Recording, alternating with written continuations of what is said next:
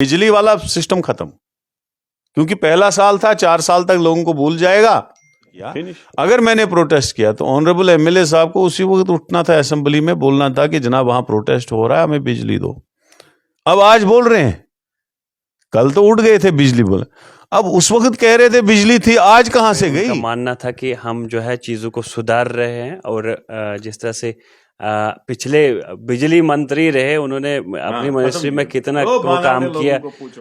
Farmer PCC president हमारे साथ इस वक्त मौजूद है। एक लंबी मुद्दत के बाद ही इनसे मुलाकात हुई, लेकिन आप सभी लोग जानते हैं जम्मू कश्मीर में इस वक्त बजट सेशन चल रहा है और बजट के हवाले से आप सब तक मालूमात पहुंच गई, क्योंकि कुछ रोज कबल बजट पेश किया गया। इस वक्त असेंबली में तमाम नुमाइंदे जो है वो अपने इलाके के मसाइल भी रख रहे हैं, लेकिन बजट के हवाले से 7 साल के बाद जो है यहाँ की पॉपुलर गवर्नमेंट ने बजट लाया, इस हवाले से जानने की कोशिश करेंगे। आप काफ़ी एक्सपीरियंसड है, मंत्री भी रहे हैं, आप 2 बार एमएलए भी रहे हैं, तो क्या कहेंगे इस वक्त जो यूटी में बजट पेश किया गया? देखो, बजट सारा जो ये कैपेक्स बजट होता है, ये सब स्कीमों का पूरा मुजस्मा होता है। जितनी भी सेंट्रल स्कीमें हैं, जो भी प्रोजेक्ट चल रहे हैं, चाहे वो जल जीवन का हो, चाहे पीएमजीएसवाई हो, चाहे जो भी प्रोजेक्ट यहाँ पे चल रहा हो, एक्सेप्ट रेलवे और नेशनल हाईवे अथॉरिटी, उसके बगैर जो भी प्रोजेक्ट होता है वो सारे उस बजट के अंदर होते हैं। तो बजट तो बहुत बड़ा इन्होंने दिखा दिया, लेकिन उसमें इस सरकार का क्या है, स्टेट सरकार का क्या है? तो रियासती सरकार का रूटीन है, जो रूटीन में जैसे आपका रेवेन्यू कंपोनेंट है, मुलाजमों की सैलरी, पेंशन्स, ग्रेजुएटीज, उसके बाद कैपिटल कंपोनेंट में आता है डेवलपमेंट वर्क्स, ये चीज़ें हैं उसमें।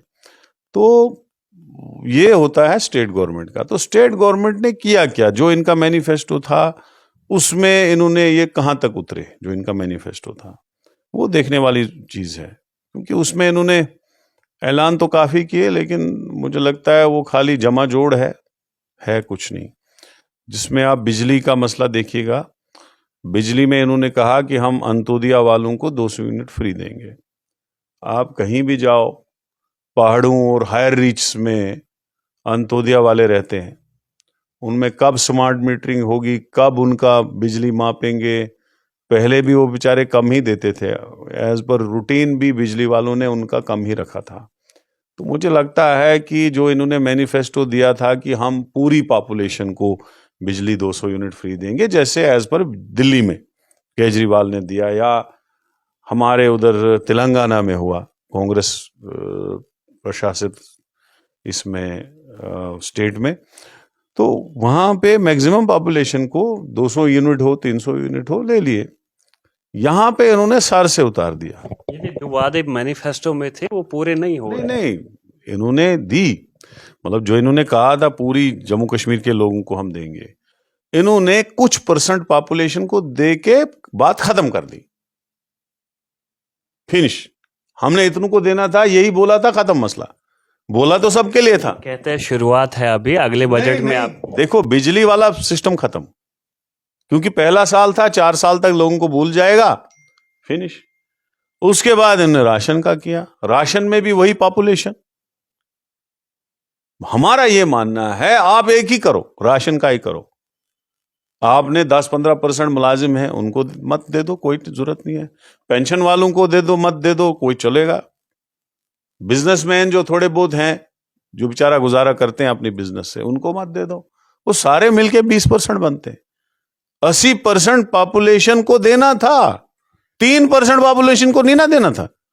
जम्मू कश्मीर में सबसे बड़ा मुद्दा जो है वो अनएम्प्लॉयमेंट का है, और दूसरी जानिब डेली वेजेस जो है वो गुज़िश्ता कई साल से सड़कों पर है। उनके लिए एक कमेटी जो है वो फ्रेम की गई है, 6 माह के बाद जो है वो उनके लिए रेगुलराइजेशन के लिए कोई रास्ता निकाला जाएगा। लेकिन अनएम्प्लॉयमेंट जो है वो किस तरह से देखते हैं आप इस चीज़ को? देखो, 14 से पहले हमारी सरकार थी, हमारी सरकार ने कैबिनेट सब कमेटी बनाई थी, उसमें ये रेगुलाइज हो जाते, लेकिन कोलेशन में कुछ प्रॉब्लम आई। जैसे कहा गया कि उसमें और डालने की बात हो रही थी, बाकी चीज़ें, फिर फ्लड आया तो वो रह गया।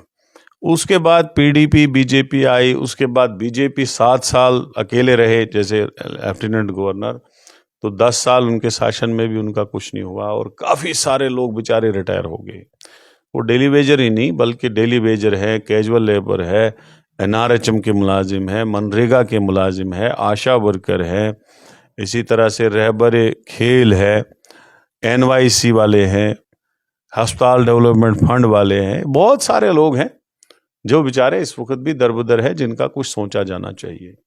अब जब उन्होंने प्रोटेस्ट किया, सारी पार्टियां भड़की, उसके बाद हाउस ने कमेटी बनाई।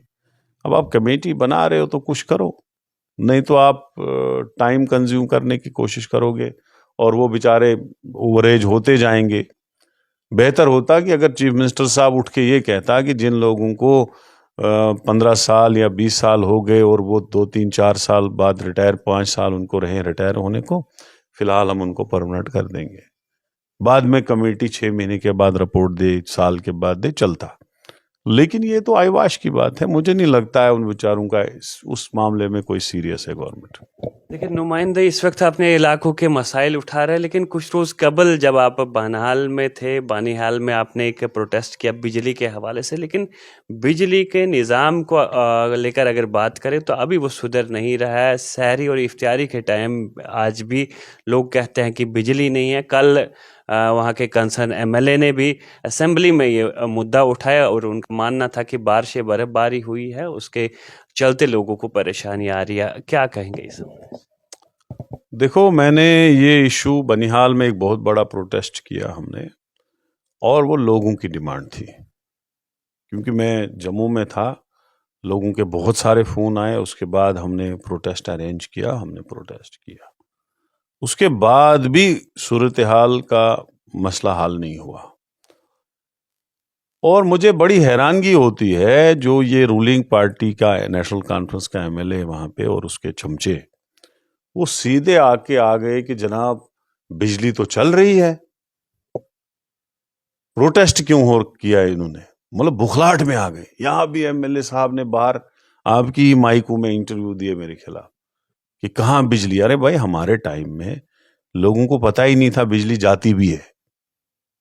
कहाँ जाती थी बिजली? नहीं जाती थी, और हम पावर में थे। और मैं उस वक्त जब सरकार में मैं एमएलए भी था और 2 साल में मिनिस्टर भी रहा, तब भी मैंने असेंबली में नहीं उठाया बिजली गई। हाँ, मैंने उठाया जब पीडीपी बीजेपी की सरकार है, अभी भी वीडियो मौजूद है, मैंने हंगामे किए असेंबली में, टेबल तोड़े, बाहर निकला, प्रेस कॉन्फ्रेंस की, और बिजली का मसला उस वक्त भी दबाव के तहत सुधारा। अब बिजली की बिल नहीं 15 साल किसी को बढ़ने दी, आज तो 1000, 2000, 2500, एक एक घर को वो 20-20 हजार AEE वहां पे बिले भेज रहा है। तो हमने प्रोटेस्ट किया और इन्होंने मुखालफत की कि प्रोटेस्ट क्यों किया? अरे हमने लोगों के लिए किया। अगर मैंने प्रोटेस्ट किया तो ऑनरेबल एमएलए साहब को उसी वक्त उठना था, असेंबली में बोलना था कि जनाब वहां प्रोटेस्ट हो रहा है, हमें बिजली दो। अब आज बोल रहे हैं, कल तो उठ गए थे बिजली बोले, अब उस वक्त कह रहे थे बिजली थी, आज कहां से गई? आज कह रहा है सारी और रमजान को बिजली नहीं है, उस वक्त कह रहा था बिजली है। एमएलए ने ऐसे ही मुद्दा बनाया, वकार रसूल ने ऐसे ही मुद्दा बनाया, बिजली तो है बानिहाल में, वो तो तारीफ कर रहा था बिजली वालों की। लेकिन कल जब असेंबली में उठ के बोल रहा था कि शहरी और इफ्तियारी को बिजली नहीं है, तो अब कहां से मुद्दा बना उसके? उनका मानना था कि हम जो है चीजों को सुधार रहे हैं, और जिस तरह से पिछले बिजली मंत्री रहे, उन्होंने अपनी मिनिस्ट्री में कितना काम किया। रिसीविंग स्टेशंस बन रहे हैं, चाहे खड़ी के हम स्टेशन की बात। अब आपने बात छेड़ी खड़ी की, देखो खड़ी का रिसीविंग स्टेशन, 4 रिसीविंग स्टेशन आए थे आरईसी स्कीम में, जो मैंने लाए थे स्पेशली सेंटर से होके करके। उसमें एक सुधमा देव था, एक यहां चंद्रकूट में था, एक उकड़हाल में था, एक खड़ी में था। ये 4 रिसीविंग स्टेशन थे। सुधमा देव वाला भी बन गया, मेरे ही टाइम में वो काम करना शुरू हो गया। चंद्रकूट वाला जब पीडीपी बीजेपी की सरकार थी उस वक्त इनाग्रेट हुआ, लेकिन दिया मैंने था, उसमें थोड़ा टाइम लग गया, जमीन उमीन का मसला था। उकड़ाल वाला मेरे ही टाइम शुरू हुआ था। खड़ी वाले में जो जमींदार था उसके 2 लड़के डिपार्टमेंट ने रखे कैजुअल लेबर, और उसको रिटर्न दे दिया लिख के एक्जिन और AEE ने कि हम इनको परमानेंट रखेंगे।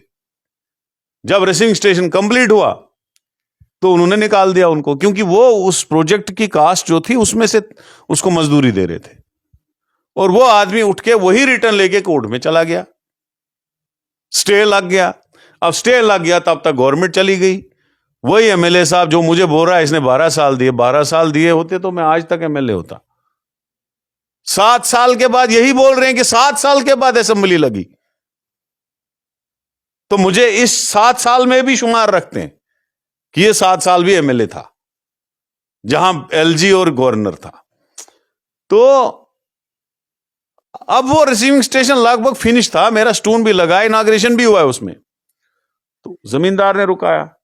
उसके बाद अब कोर्ट ने ऑर्डर दिया इसको मुआवजा दो, उसको मुआवजा मिल गया था, इनके MLA बनने से पहले ही मुआवजा मिल गया था उसको। अब उसका एक जो है पैनल चल भी रहा है, आज ये बोल रहे हमने दिया, हद है यार। तो मैं गवर्नमेंट से डिमांड कर रहा हूं उसको चलाया जाए पूरी, ताकि लोगों को वहां पे मुश्किलात खत्म हो। क्रेडिट लेना है तो अपने किसी काम का लो, ऐसे बोलने की जरूरत नहीं है। अभी मैंने कल देखा ऑनरेबल MLA साहब, मैंने पहले इतना पस्त MLA कोई नहीं देखा, गूल का SDM मांग रहा है। हमने पहले भी शहरबीन में दिया, अखबारों में दिया कि गूल में SDM दो, काफी देर से खाली है। इवन मुझे शहरबीन वालों ने उधर से ही फोन किया, पूछा कि SDM की पोस्ट खाली है वहां पे, तो हमने कंसर्न शो किया। अरे आपकी गवर्नमेंट है, आप इतने तारीफों के बूंद पुल बांधते रहते हो अपने ऑनरेबल चीफ मिनिस्टर साहब के, जाके उसके कमरे में जाओ, चीफ सेक्रेटरी को फोन कराओ एक कि जनाब गूल में SDM दो, तो आप उठते हो जनाब मुझे SDM चाहिए गूल में, और स्पीकर बोल रहा है बैठो नीचे, वो भी बेइज्जती। अब हम बोलेंगे, आप बोलते हो सरकार नहीं, अगर 8 महीने से SDM नहीं है तो 6 महीने तो आपको भी हो गए सरकार में, 6 महीने से क्यों नहीं लगा? इतनी बेबसी लाचारी मैंने कभी देखी नहीं है। और वही लोग जो बोल रहे थे परसों जी इन्होंने प्रोटेस्ट किया, गलत किया जी इन्होंने प्रोटेस्ट किया, वही आज असेंबली में उठते हैं जनाब वहां इफ्तियारी और शहरी को बिजली नहीं है, तब मैंने चिल्लाया, तब मेरी मुखालफत की। आज बोल रहे हैं इफ्तियारी और शहरी है ही नहीं, सिस्टम वहां बैठा हुआ है, लोगों को बिलों पे बिले दुनिया की आ रही हैं और बिजली नहीं है। परसों मैंने डुलीगांव मस्जिद की हालत देखी, मोमबत्ती पे तरावी पढ़ रहे थे लोग, यह हालत है। इसलिए इश्यूज जो हैं सॉल्व करने की जरूरत होती है, हमें भी पॉलिटिक्स करनी है, लेकिन लोगों के इश्यूज जहां तक है वहां पे हमारा कॉमन काज होना चाहिए।